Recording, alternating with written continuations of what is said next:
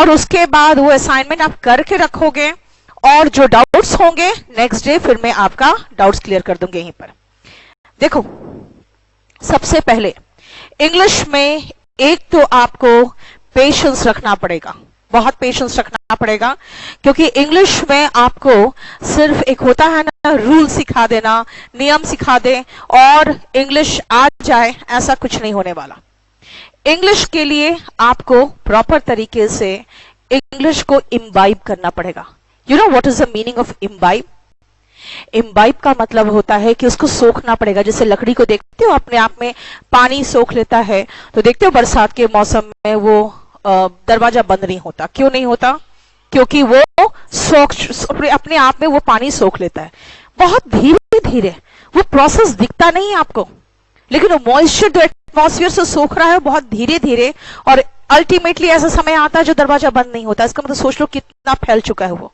तो वैसे ही आपको बहुत धीरे धीरे अपने आप में इम्बाइब करना पड़ेगा इंग्लिश, क्योंकि इंग्लिश एक भाषा है, ये कोई नियम कानून नहीं है। इसीलिए ध्यान रखना, मैंने अपने जो वॉल्यूम 1 में, अपना जो मेरा इंग्लिश का बुक है वॉल्यूम 1, उसमें मैंने क्या क्या वर्ड्स यूज किए पता है? रूल, फॉर्मूले। क्यों? क्योंकि आप मेरे से इतने दूर थे ना, कि आप एक गांव में बैठे हुए हो, मैं आपको इंग्लिश सिखा रही हूं, तो इंग्लिश में कैसे सिखाऊं आपको? आपको सिर्फ नियम बता दिया, एग्जाम्पल्स बता दिए, और बस उसके बाद बोला कि देखो इस फॉर्मेशन में ये एग्जाम्पल्स है, इसको सेट कर लो, है ना। लेकिन आज जो मैं आपको सिखाने जा रही हूं वो इंग्लिश है जो सही कहे तो टेक्नोलॉजी के माध्यम से मैं दिल्ली में बैठी हूं and you are very far away. Now see, as far as English is concern, मैं आपको सबसे पहले एक कॉमन जो कहते हैं ना basic structure is what I need to teach you first. सबसे पहले आ जाओ कि हम बेसिक स्ट्रक्चर में आते हैं। What is the basic structure of any language? Any language. See, India में एक बेनिफिट है कि हम ट्रांसलेट कर लेते हैं हिंदी से इंग्लिश में, है ना। इंग्लिश से हिंदी में, हिंदी से इंग्लिश में हम ट्रांसलेट कर लेते हैं।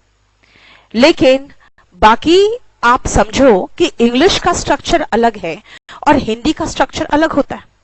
जैसे खुद सोचो, अगर मैं कहूं मैं इंग्लिश पढ़ाती, अब आपको समझ में नहीं आ रहा क्या बोलना चाह रही मैं हूं, अब समझ में आया, मैं इंग्लिश पढ़ाती हूं, इसका मतलब है प्रेजेंट की बात कर रही हूं। लेकिन इंग्लिश में आई टीच में ही समझ में आ गया, प्रेजेंट की बात हो रही है इंग्लिश बोलने से पहले। सो सी द स्ट्रक्चर, इंग्लिश का स्ट्रक्चर डिफरेंट है हिंदी से। सो रिमेंबर, जो बेसिक स्ट्रक्चर है, इफ आई से basic structure, I will say I teach. This means मैं पढ़ाती हूं, I teach, I am the subject. Subject का मतलब doer. So this is the doer of the action, and remember doer का मतलब होता है subject। और एक बात बताओ, मैं पढ़ाती हूं, that means मैं करने वाली मैं हूं। करने वाली अगर मैं हूं, इसका मतलब है कि मैं एक्टिवली ये काम कर रही हूं। So this is active voice।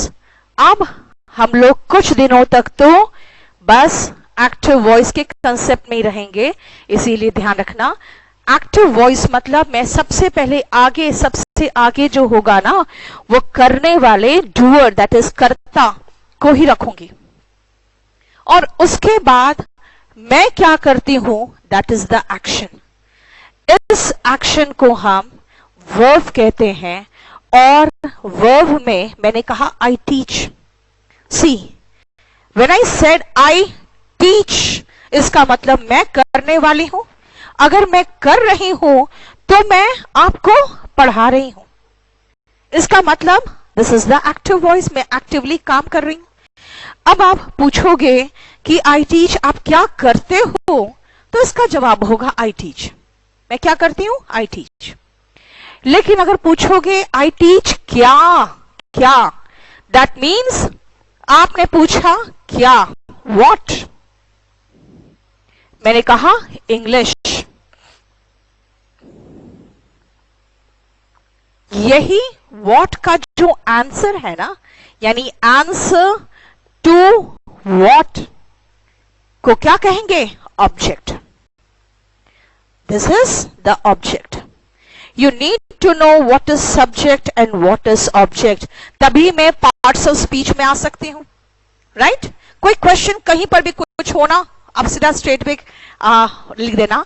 और एक चीज और मैं आपको थोड़ा सा सजेस्ट करूंगी, बहुत अच्छा वेल मैनर्ड हो आप कि आपने तुरंत गुड इवनिंग मैम लिखा, लेकिन जानते हो मेरा है ना ध्यान भटकेगा आपके ओके गुड इवनिंग वगैरह से। इससे है ना जो इंपॉर्टेंट क्वेश्चंस होंगे ना वो छूटेंगे। आप सीधा सिर्फ स्ट्रेट क्वेश्चंस लिखना ताकि मेरा ध्यान बिल्कुल ना भटके, ठीक है। अब आओ, आई सेड मैं क्या पढ़ाती हूं, आई टीच इंग्लिश। अगर आप कहोगे किसको पढ़ाते हो, इफ आई से आई टीच द स्टूडेंट्स, तो देखो ये है पढ़ाते हो किसको, किसको, इसका मतलब answer to whom. This is also the object. ये दोनों ऑब्जेक्ट है। होपफुली आपको समझ में आ गया कि सब्जेक्ट और ऑब्जेक्ट क्या है, बताओ। क्लास जरा इशिता का देख लो, कुछ प्रॉब्लम है। Answer to what is object and answer to whom is also object. यानी इसको हम कर्म कहते हैं, ऑब्जेक्ट को हम कर्म कहते हैं। तभी सुनते हो सकर्मक क्रिया, कर्मक क्रिया पढ़े होंगे हिंदी में। We are not concern with that right now. मैं आपको सिर्फ छोटा सा स्ट्रक्चर बता रही हूं। कहोगे मैम आप क्या करते हो, मैं कहूंगी आई टीच। किसको पढ़ाते हो, आई टीच द स्टूडेंट्स। क्या पढ़ाते हो, आई टीच इंग्लिश। एक स्मॉल बेसिक स्ट्रक्चर हमारा बन गया। So this is the basic structure of English. Active voice में स्ट्रक्चर होगा कर्ता सबसे आगे subject and then the verb, and if you require the object, जरूरत है तो लगाना है, नहीं जरूरत है तो नहीं लगाना है। That's it. So we are done with the basic structure, जो हम कई दिनों तक पढ़ेंगे जब तक कि हमारे पास पैसिव वॉइस का फॉर्मेशन का प्रॉब्लम ना आ जाए। पैसिव वॉइस अभी नहीं, इसलिए नहीं क्योंकि स्टेप वाइज चलो। और रिमेंबर वन थिंग, आपके दिमाग में जितने डाउट्स हो सकते हैं ना, जितने डाउट्स, सबकी क्लैरिटी मेरे पास है, क्योंकि मैं आज तक लाखों स्टूडेंट्स को पढ़ा चुकी हूं।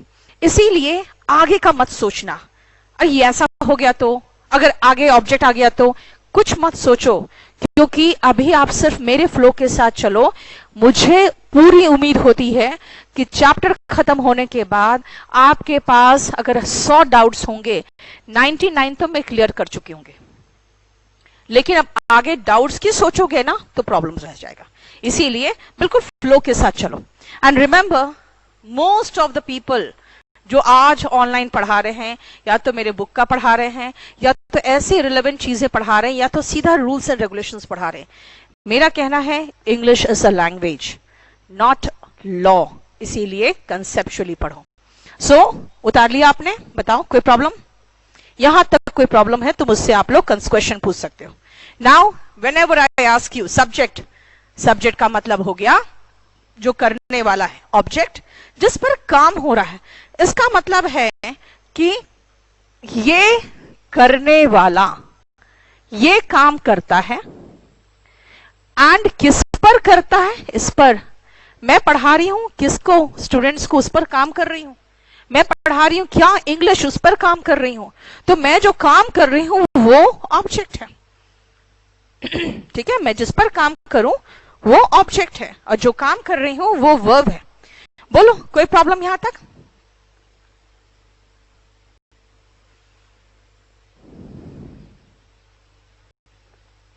चलो अब आओ आगे का फॉर्मेशन समझो ध्यान से।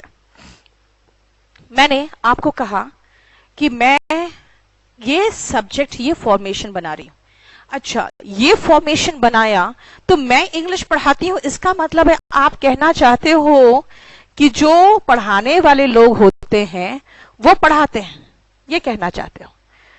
और टीचर्स टीच क्या, तो ठीक है, आपने एक सब्जेक्ट का प्रॉपर नाम दे दिया इंग्लिश तो लिख दिया, और अगर इंग्लिश नहीं लिखते तो सब्जेक्ट्स, बहुत सारे सब्जेक्ट्स पढ़ाते हैं, हम वो लगा देते हैं, है ना। आप देखो ध्यान से, टीचर्स टीच इंग्लिश, इस सेंटेंस में आ जाओ। मैं कह रही हूं कि टीच, ये काम करने वाला कौन है, ये सब्जेक्ट है और ये ऑब्जेक्ट है। अब आते हैं डिफरेंट पार्ट्स ऑफ स्पीच में, उसको समझने की कोशिश करना। देखो, नाउन अपने में कम से कम कुछ नहीं तो 15 घंटे से ऊपर का चैप्टर है, और क्योंकि जब मैं लाइव पढ़ाऊंगी तो वो और लंबा जाएगा, ठीक है। सारे प्रोनाउन, नाउन सब बहुत लंबे लंबे चैप्टर्स है। मेरा काम अभी क्या है कि मैं जब आपको नाउन बोलूं ना नेक्स्ट क्लास में भी, तो आपको समझ में आना चाहिए नाउन क्या है ना। अगर मैं प्रोनाउन बोलूं तो समझ में आना चाहिए प्रोनाउन क्या है। इसका मतलब है कि मैं सिर्फ आपको अभी बेसिक कंसेप्ट दूंगी पार्ट्स ऑफ स्पीच का, बहुत ही आसान लैंग्वेज में। अब आ जाओ कि मैं इस सेंटेंस फॉर्मेशन में आ गई और मैं अब कह रही हूं कि चलो हम लोग थोड़ा पार्ट्स ऑफ स्पीच देख ले। ये पार्ट्स ऑफ स्पीच क्या है, जरा मेरी हैंडराइटिंग देखो और कोशिश करो हैंडराइटिंग का भी नकल करने का, कोशिश करो एक्सेंट का भी नकल करने का, है ना। द रीजन इज, भाषा सुन सुन के आता है, इमिटेट नकल करके आता है। नकल करना अच्छी बात नहीं होती, लेकिन भाषा में सबसे अच्छा तरीका है सीखने का नकल करना। सो आप कोशिश करो मेरे हैंडराइटिंग का नकल करने का। अब आओ पार्ट्स ऑफ स्पीच में। सबसे पहले मैं पार्ट ऑफ स्पीच, वही मैं एकदम सीरियल ऑर्डर में चलूंगी, नाउन, प्रोनाउन, एडजेक्टिव, एडवर्ब, वही सब में चलूंगी, ठीक है। सबसे पहले आते हैं नाउन में। अब देखो ध्यान से, इस नाउन की पार्ट बता दे आपको। नाउन, अब आप डेफिनेशन सीखे हो कहां पे, स्कूल्स में आप पढ़े हो। अब अभी सब कोई अपने आप में डेफिनेशन बोल रहा होगा, the name of any person, place और thing is called a noun, है ना। और मैं कह दूं ये गलत है तो कहोगे तो फिर आपको ज्यादा ही जानते हो फिर तो। चलो, पढ़ाते पढ़ाते एक्सपीरियंस हो जाता है बेटा कि कुछ चीजें हैं जो सही में हम जो बोलते आ रहे हैं गलत है। अब देखो कैसे। डेफिनेशन कहा, किसी व्यक्ति, वस्तु या स्थान के नाम को संज्ञा कहते हैं।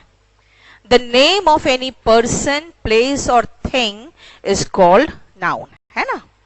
The name of any person, इसका मतलब पर्सन का नाम हम जानते हैं राम है, तभी नाउन है क्या? क्या अगर हम पर्सन बोल दे तो वो नाउन नहीं है? The place of, the name of any place, the name of any place, यानी अगर हम कहे हम कि दिल्ली है, ये दिल्ली है, तभी नाउन है। क्या अगर मुझे पता नहीं है मैं सिटी बोल दूं तो क्या नाउन नहीं है ना। आप ट्रेन में जाते हो तो कई बार ऊपर बैठे रहते पूछते हो ना कौन सा सिटी आया, कौन सा प्लेस आया, तो प्लेस पूछते हो ना, क्यों? क्योंकि आप उसको प्रॉपर नाम नहीं जानते, आपको प्रॉपर नाउन नहीं मालूम, तो आप उसका कॉमन नाउन बोलते हो, यानी कि ये कौन सा प्लेस है। तो प्लेस वर्ड भी तो नाउन है। अगर मैं आपको कहूं ठीक है आपका नाम जानती हूं तो नाम से बुलाऊंगी, नहीं जानती तो मैं कहूंगी जरा स्टूडेंट का प्रॉब्लम देख लेना, तो स्टूडेंट कहा, है ना। कहा उस बॉय का प्रॉब्लम देख लेना, बॉय कहा, that is also noun. So noun का मतलब भाई नाम दे दिया तो नाउन है, जो भी नाम दे दिया। इसीलिए जितना लंबा चौड़ा डेफिनेशन दोगे गलत करने की संभावना उतनी ही रहेगी। सिर्फ कहो नेमिंग वर्ड, सिर्फ बोलोगे naming word, that is noun. So when you talk about noun, आप जो डेफिनेशन बचपन से याद कर रहे थे, the name of any person, place और thing is called a noun, ये पूरा का पूरा कंप्लीट डेफिनेशन ही रॉन्ग है। होना चाहिए whatever defines a name, whether common or proper or whatever is called a noun। जिस भी चीज को मैंने कहा भाई ये क्या है, ये चीज क्या है, तो कहोगे थिंग के लिए थिंग भी तो नाउन है। आपने कहा नहीं ये तो मार्कर है, तो मार्कर भी तो नाउन है। Got it? इसका मतलब है कि अगर मुझे नहीं पता, मैंने थिंग कहा, आपको पता है, तो आपने मार्कर कहा, तो नेम ऑफ एनीथिंग क्यों होगा? थिंग भी तो खुद ही नाउन है। So noun is the naming word, हो गया। अब दूसरी चीज में आओ कि नाउन क्या है। देखो, मैंने कहा कि जो पढ़ाने वाले हैं ना, उनको नाम दिया गया है टीचर, और एक सब्जेक्ट है उसको नाम दिया गया है इंग्लिश। तो हमने नाउन को कहां कहां लगाया? सब्जेक्ट और ऑब्जेक्ट के प्लेस पे। इसका मतलब मैं कह सकती हूं comes in place of subject and object, है ना? किसके किसके स्थान पे आया? सब्जेक्ट और ऑब्जेक्ट के स्थान पे आ रहा है, राइट? दिस मीन्स नाउन क्या है? नेमिंग वर्ड है। कहां कहां आया? सब्जेक्ट और ऑब्जेक्ट के प्लेस पे आया। और कुछ और सोच सकते हैं क्या? तो मैंने कहा आई टीच स्टूडेंट्स, ये भी तो नाउन है, तो स्टूडेंट्स के पहले ये द क्या कर रहा है? द का मतलब तो कम से कम थोड़ा बहुत इंग्लिश जो पढ़े ये भी जानते होंगे, द इज आर्टिकल, है ना, ए एंड द। तो कहेगा ये द स्टूडेंट्स के साथ लगाया है। क्या अब ये हम द आई द टीच लगा सकते हैं? नहीं लगा सकते। द आई लगा सकते हैं? नहीं लगा सकते। इसका मतलब ये जो आर्टिकल है ये एक तरह का पहले से ही बता देता है, भाई मेरे बाद जो आएगा ना वो नाउन आएगा। अगर मैं कहूं ना गुड स्टूडेंट्स बोल दूं तो गुड के पहले आ रहा है? नहीं, वो गुड के पहले नहीं आ रहा, वो स्टूडेंट्स के लिए ही आ रहा है, भले उसका स्थान गुड के पहले हो गया।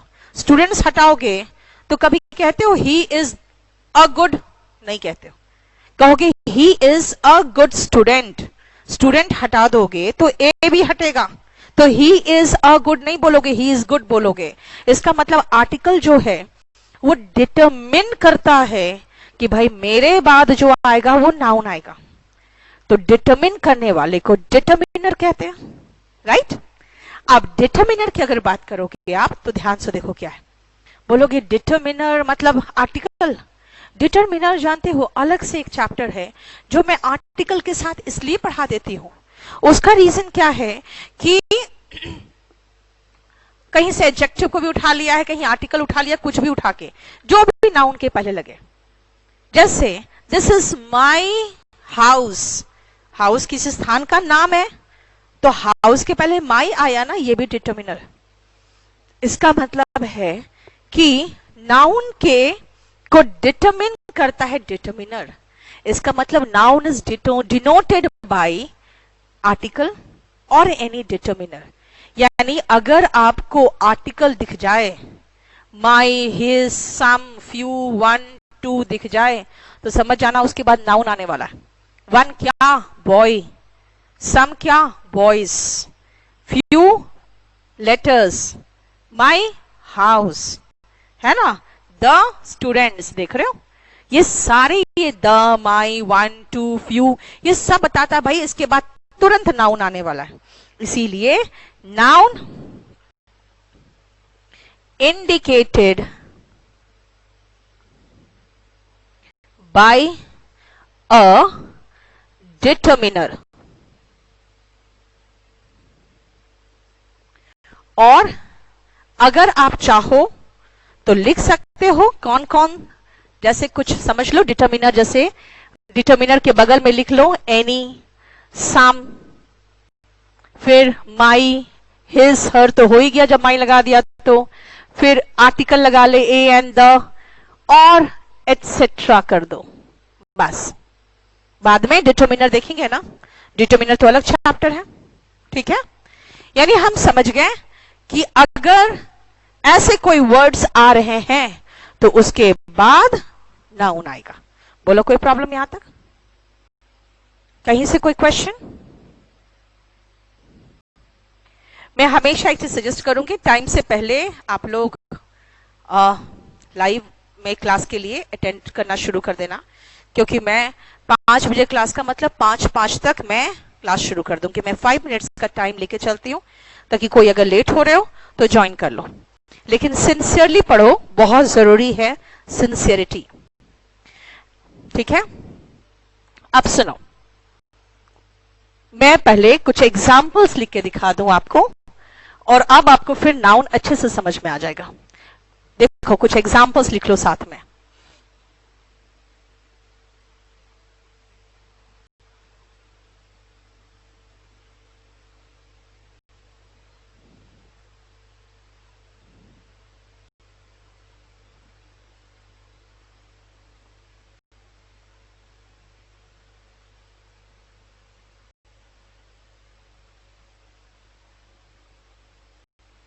मुझे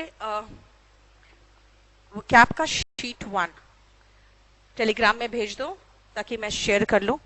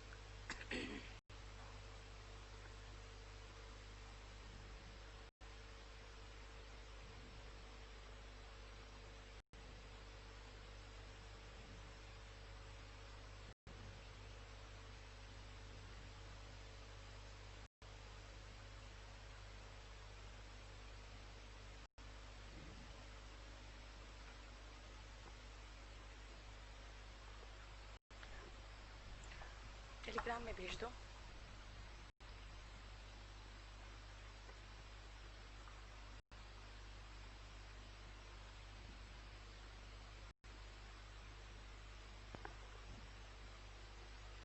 सारे इश्यूज तो यही दिख रहे होंगे मुझे, सारे इश्यूज तो यही दिख रहे होंगे, कोई और तो नहीं है, अलग से कोई इश्यू तो नहीं हो रहा किसी का?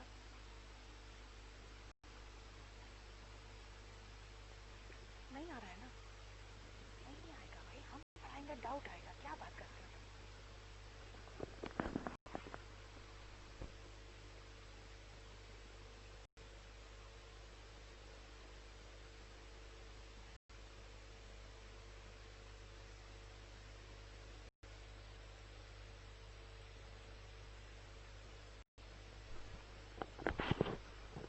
लिख लिया? चलो आ जाओ।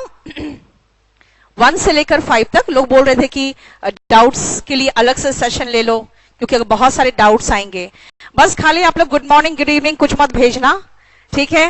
बाकी जितने डाउट्स भेजो, मुझे अच्छे से पता है डाउट्स बिल्कुल नहीं होंगे क्योंकि मैं बिल्कुल कंसेप्ट क्लियर करते हुए चली जाती हूँ। मुझे पता है कितने तरह के कहां डाउट्स उठ सकते हैं, सब खत्म हो जाएगा। यहां पे देखो मैंने कहा राम इज अ बता दिया कि भाई अब नाउन आने वाला है। अब नाउन की विशेषण यहां लगा दी हो, कोई बात नहीं, यहां पर लगा दिया ना नाउन। मुझे नहीं आता नाम तो मैं बॉय बोलूंगी, नाम पता है तो राम बोलूंगी। देखो सब्जेक्ट के प्लेस में भी नेम आ रहा है ना? और वर्ब इज कहोगे, इज तो यहां पे कोई एक्शन तो बता नहीं रहा है। मैं वर्ब में आऊंगी तो डिफाइन करूंगी इज क्या है।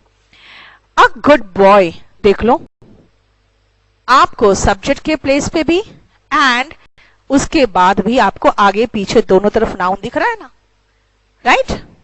अब आओ मैं इसी इज को लेके चलूंगी। वर्ब के पहले को मैंने कहा सब्जेक्ट है, तो ये भी तो वर्ब के पहले।